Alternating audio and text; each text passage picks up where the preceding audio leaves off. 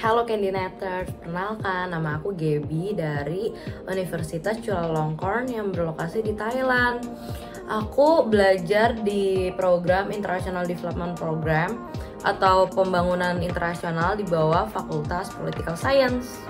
Hari ini aku akan cerita tentang pengalaman aku selama kuliah di Chulalongkorn University menggunakan beasiswa ASEAN non-ASEAN. Jadi beasiswa ASEAN non-ASEAN ini adalah beasiswa yang diberikan oleh Chulalongkorn untuk mahasiswa yang berasal dari Asia dan non-Asia. Beasiswa ini mengcover biaya hidup, jadi kita dikasih uang jajan per bulan sekitar 18.000 Thai baht. Terus kita juga dikasih tiket reimburse untuk PP Jakarta Bangkok. Kalau untuk aku itu untuk sekali jalan saat kita pertama kali berangkat dan pada saat nanti kita kembali ke Jakarta. Lalu kita juga dikasih potongan untuk uang kuliahnya. Tapi beasiswa untuk soshum di Chula ini tidak ada yang full coverage, jadi emang parsial sistemnya. Lain lagi kalau untuk program Saintek masih ada beasiswa yang fully funded. Beasiswa ASEAN non-ASEAN juga banyak yang masih fully funded untuk beberapa fakultas dan program yang berada di Chulalongkorn. Tapi balik lagi ya teman-teman, setiap beasiswa ini coveragenya itu beda-beda, jadi kalian tetap harus cek sendiri di fakultasnya itu nge-covernya apa aja. Dan biasanya cara yang paling mudah adalah dengan email ke masing-masing fakultas atau program yang kalian mau tuh. Untuk struggle aku dalam proses apply S2 ini, jadi setelah aku lulus S1, aku tuh sempat kerja dulu di United Nations Development Program. Terus aku harus menyesuaikan pada saat itu tuh kerja sambil belajar IELTS, karena aku juga belum punya IELTS. Dan aku juga sadar bahasa Inggris aku tuh nggak sebaik itu.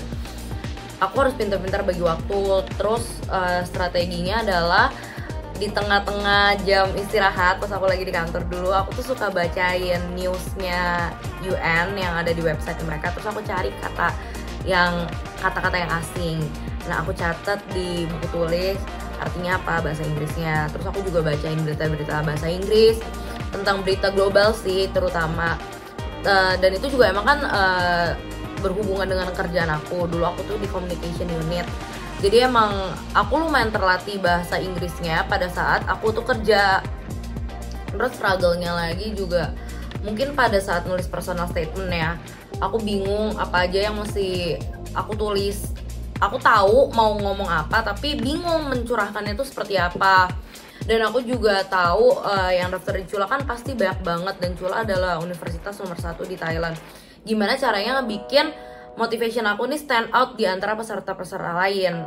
Pada saat itu strategi aku adalah dengan membawa, aku punya idola di Thailand, itu aktor namanya Taitawan sama Nini.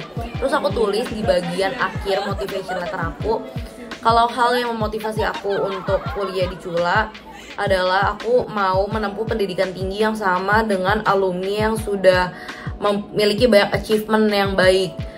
Kebetulan juga Tay dan New itu berasal dari Chulalongkorn, tapi aku nulisnya mereka sebagai alumni, bukan sebagai idola aku, bukan sebagai artis.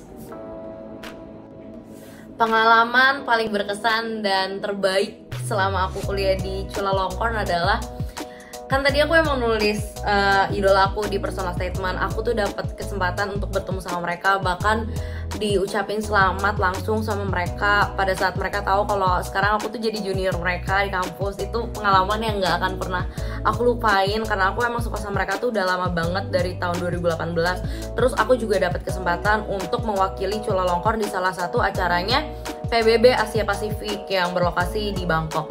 Karena PBB itu kantor pusatnya kan ada di New York, ada di Swiss, sama ada di Bangkok. Bangkok itu untuk Asia Pasifik. Menurut aku itu berkesan banget sih. Aku bisa datang ke kantor PBB yang ada di sini, meskipun tadinya aku emang udah kerja di PBB, tapi di sini kan aku datang sebagai mahasiswa dan di bawah under Chulalongkorn University. Terus aku juga senang banget, aku punya banyak teman baru di sini. Aku dapat banyak banget pengalaman yang aku rasa tuh nggak didapetin kalau aku tuh di Indonesia. Kayak bagaimana cara kita berteman dengan international people itu tuh beda banget. Kita kadang tuh harus tahu mana yang sensitif untuk mereka, mana yang enggak buat kita. Itu lumayan challenging sih, karena untuk beberapa warga negara kadang ada pertanyaan-pertanyaan yang mungkin ini kelihatannya biasa aja buat kita, tapi buat mereka tuh enggak. Jadi kita mesti hati-hati untuk itu. Terus aku juga senang di kelas semuanya tuh dosennya sangat nge-push kita untuk berani berpendapat dan gak ada pendapat yang salah atau yang benar. Jadi public speakingnya tuh juga terlatih banget dan membuat mahasiswanya tuh berani untuk mengutarakan pendapat masing-masing. Untuk kisah inspiratif yang mungkin aku bisa share, aku kan kerjanya dulu di PBB, jadi aku ada kesempatan dimana aku mengajarkan cara menulis dalam bahasa Inggris, cara menulis copywriting kepada orang-orang dari Timor Leste yang dinominasi di project itu tuh laki-laki. Kisarannya tuh cuma 30% perempuannya, tapi sebenarnya tuh ada banyak banget perempuan-perempuan di luar sana yang pengen bisa berkarir, yang pengen bisa menempuh pendidikan tinggi, tapi mungkin mereka tuh nggak memiliki kesempatan itu. Tapi aku ada kesempatan untuk ngobrol sama mereka, itu menurut aku memotivasi aku buat meraih pendidikan yang lebih tinggi lagi sebagai perempuan. Terus juga membuat aku semakin bisa melihat kalau pendidikan itu ternyata privilege ya. Apa yang aku punya sekarang itu adalah kesempatan besar yang nggak semua orang punya, jadi aku harus memanfaatkannya sebaik mungkin. Kalau advice dari aku, dulu aku tuh ditolak PTN semua jalur.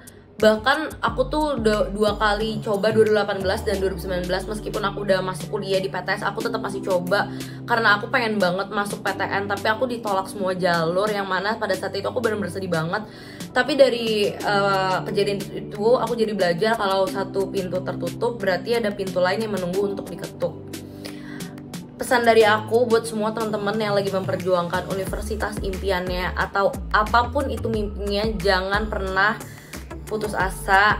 Emangnya kalian gak penasaran kalau kalian terus memperjuangkannya apa yang akan terjadi? Itu yang selalu aku tanamin di diri aku setiap kali aku gagal. Enggak, kita gak gagal, kita cuma belum. Aku selalu menanamkan, penasaran gak sih if we keep going, ada apa di depan sana? Mungkin ada mimpi-mimpi lain yang menunggu untuk kamu jadikan kenyataan. Pokoknya semangat semua buat teman-teman di luar sana. Dadah.